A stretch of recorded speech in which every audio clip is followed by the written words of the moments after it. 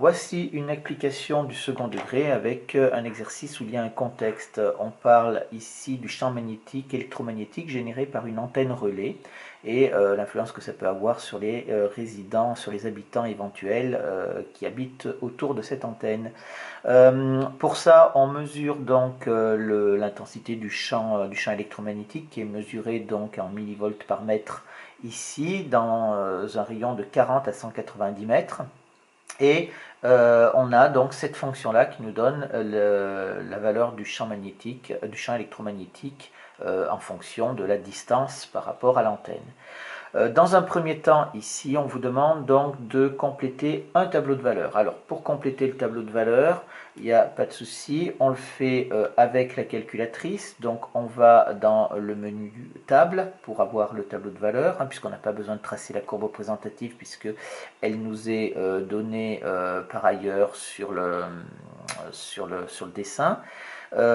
Ici, il faut qu'on soit dans l'intervalle de 40 à 190 et on voit qu'il faut aller de 10 en 10 pour avoir quelque chose. Donc on va sur cette touche 7 ici sur la Casio et on renseigne ça, on débute l'intervalle à 40, après à 190, après à 10, on valide et on va sur table et ça nous donne donc notre tableau de valeurs. C'était un petit rappel qui peut vous être utile pour faire des tableaux de valeurs à la calculatrice à adapter bien entendu sur les autres marques. Le tableau, donc, je l'ai rempli et j'obtiens donc ces valeurs-là sans aucune difficulté. On vous dit maintenant dans la deuxième question, on veut utiliser les résultats de ce tableau pour déterminer le nombre de racines du polynôme. Eh bien, on voit bien qu'ici, on passe d'une valeur négative à une valeur positive, et ici, on passe d'une valeur positive à une valeur négative. Et donc, bien entendu, comme on a une courbe qui est continue, qui n'a pas de trou, eh bien, on va passer obligatoirement à 0. Donc ici, on constate que la fonction, change de signe deux fois. Donc il y a deux racines.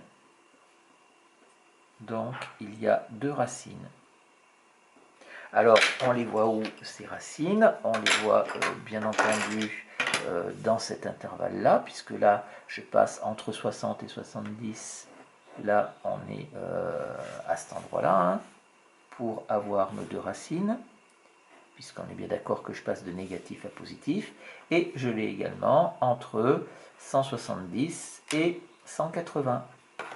D'accord, là aussi, je passe de positif à négatif. Donc ici, d'après le tableau,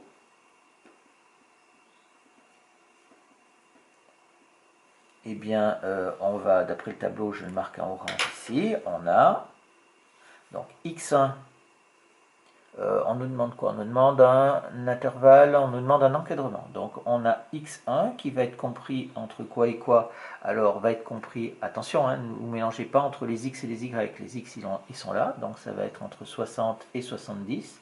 Je vais remarquer que vous aurez pu prendre des inférieurs stricts ici, ça n'a pas tellement d'importance. Et x2, la deuxième racine, elle est ici entre 170 et 180.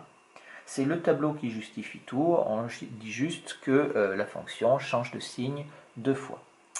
Pour la troisième question, on vous dit en poursuivant cette méthode, toujours pareil, c'est-à-dire qu'on va affiner, c'est-à-dire que là on a pris de 10 en 10, et puis après on va aller de 5 en 5, puis de 1 en 1. Il y a Flavie donc, qui affirme que 63 et 177 sont les racines du polynôme. Il faut vérifier qu'elles ont raison. Donc tout simplement, qu'est-ce qu'on va faire? On va calculer ici f de 63 égale, donc ça nous fait moins 0,25 fois 63 au carré, plus 60 fois 63, et enfin moins 2787,75. Ici, à la calculatrice, on obtient 0. Et on calcule pareil f de 177 qui va être égal à moins 0,25 fois 177 au carré plus 60 fois 177 moins 2787,75, et à la calculatrice on va trouver 0 aussi. On a donc bien vérifié dans cette question que 63 conclusions, 63 et 177 sont bien des racines de f de x. C'est donc les endroits où le champ magnétique mesuré à une certaine distance, c'est-à-dire à 63 mètres et à 177 mètres de l'antenne, le champ électromagnétique est nul. Alors, dans la question 4, on vous demande en déduire quoi? En déduire le tableau de variation de la fonction f sur l'intervalle 70-160. Donc pour ça, eh bien, il nous faut, on sait que a est égal à moins 0,25, donc ça c'est négatif. Donc la parabole est orientée vers le bas. Donc ça c'est la première chose. Et il nous faut aussi le sommet. De plus, je vais le mettre ici, de plus le sommet a pour coordonnées. Donc on va avoir xs qui va être égal donc à x1 plus x2 sur 2 puisque j'ai mes deux racines, ce qui me fait donc 63 plus 177 sur 2, ce qui nous fait 6, 7, 7, 14, ça nous fait 240, ça nous fait 120.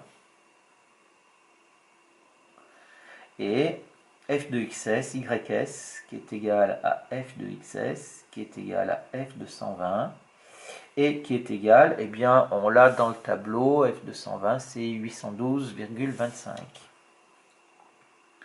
812,25. Eh bien, on a tout. Maintenant, on peut donc faire notre tableau de variation sans aucune difficulté. Donc on a les valeurs de x ici. Là, on va avoir nos variations ici. Alors, il faut faire attention quand vous êtes dans un exercice contextualisé comme celui-ci. On a donc les valeurs de x ici. Là, on a les variations de f, de la fonction f. Et il faut bien respecter l'ensemble de définitions. On vous dit bien qu'on est sur l'intervalle 40. 190. Donc on part de 40 et on va jusqu'à 190. C'est la différence avec les exercices purement mathématiques que l'on a pu faire, où en général on va de moins l'infini à plus l'infini. Là, comme on a un contexte, on est obligé de respecter ça. On va avoir 120 qui va être notre sommet. On a dit que la parabole était orientée vers le bas, donc on sait que la fonction elle est croissante ici et elle est décroissante là. Et on met les extrémités des flèches quand on le peut. Ici on le peut, on la remplit avec le tableau de valeur. Donc là on part de moins 787,7. À 120 on monte à 812,25. Et à 190 on redescend à moins 412,7. Voilà donc pour ce tableau de variation.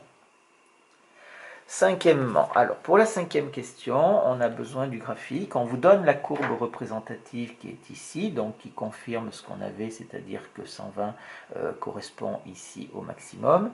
Et on vous demande donc, on vous dit que les associations de riverains recommandent une exposition inférieure ou égale à 600 millivolts par mètre.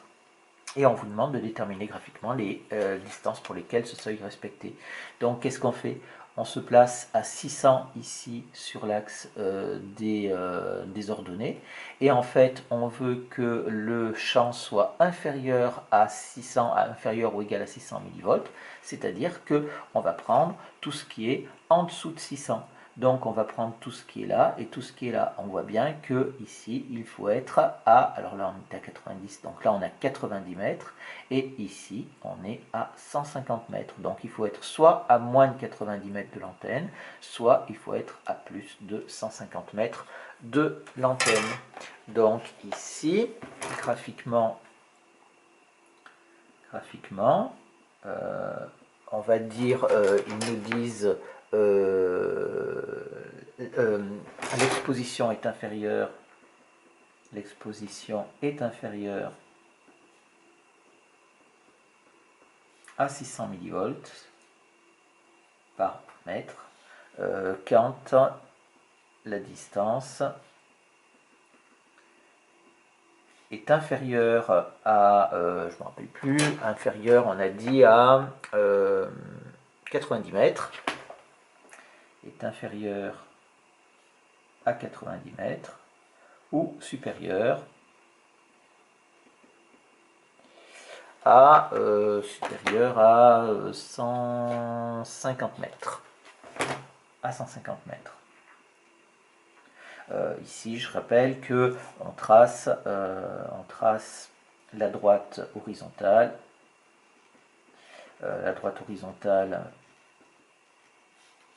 D'équation y égale 600, d'accord, et on prend ce qui est en dessous.